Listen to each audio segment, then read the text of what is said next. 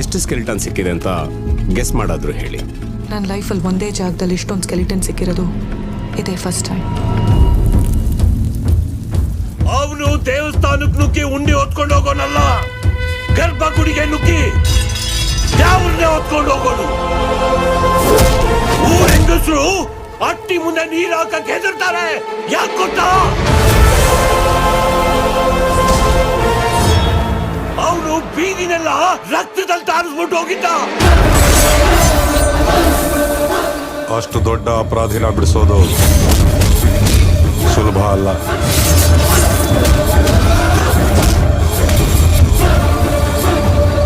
ಈಗ ಅವನು ಪುನಃ ಬರ್ತಾವನೆ. ನಮ್ಮೂರಿನ ಒಲೆ ಮಾರಿನ ಹೊತ್ಕೊಂಡು ಹೋಯ್ತಾನೆ. ಯಾರೇ ಅವನು?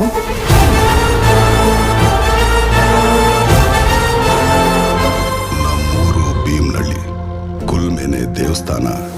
ಕೆಲ್ಸನೇ ದ್ಯಾವ್ರ ಅನ್ಕೊಂಡಿದ್ ನನಗೆ ಆ ದ್ಯಾವ್ರ ಕೊಟ್ಟ ವರ ಏನಂದ್ರೆ 1000 ಮಚ್ಚು 100 ಕಡೆ ತಯಾರಾದ್ರು ಅದ್ರಾಗ ನಾನ್ ಮಾಡಿರೋ ಮಚ್ಚು ಯಾವುದು ಅಂತ ಗುರ್ತಿಡ್ಬಿಡ್ತಿದ್ದೆ. ಈಗ್ಲಾದ್ರೂ ಹೇಳು, ನನ್ ಕುತ್ತಿಗೆಗೆ ತಾಳಿ ಕಟ್ಟಿ ಮದ್ವೆ ಆಗ್ತ್ಯಾ ಇಲ್ಲ ನಿನ್ ಕುತ್ತಿಗೆನೋ ಕೊಚ್ಚು ಕನ್ಸ್ಬಿಡ್ಲಾ?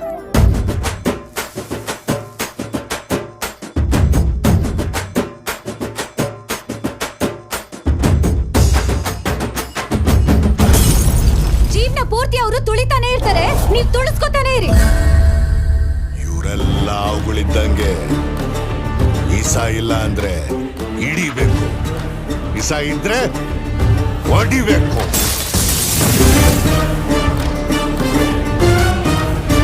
ಅವರೆಲ್ಲ ಜೀವ ಇರೋ ಚಪ್ಪಲಿಗಳು. ಅನ್ನನ ದ್ಯಾವ್ರು ಅಂತಾರೆ. ಅಂತ ದ್ಯಾವ್ರನ್ನೇ ಸೃಷ್ಟಿ ಮಾಡೋನು ರೈತ ಮಾತ್ರನೇ. ನಾವು ನಡಿಬೇಕು ಅಂದ್ರೆ ಅವರನ್ನ ತುಳಿಲೇಬೇಕು. ಅವರು ಕೂಡ ಇಂದಲ್ಲ ನಾಳೆ ತಿರುಗ್ ಬೀಳ್ತಾರೆ, ನೋಡ್ತಾ ಇರಿ.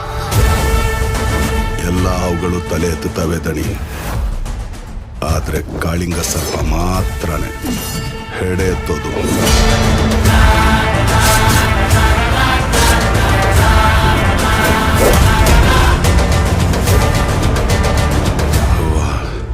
ತೆಪ್ಪಾಕಿದ್ರೆ ಸಮಸ್ಬಿಡವ.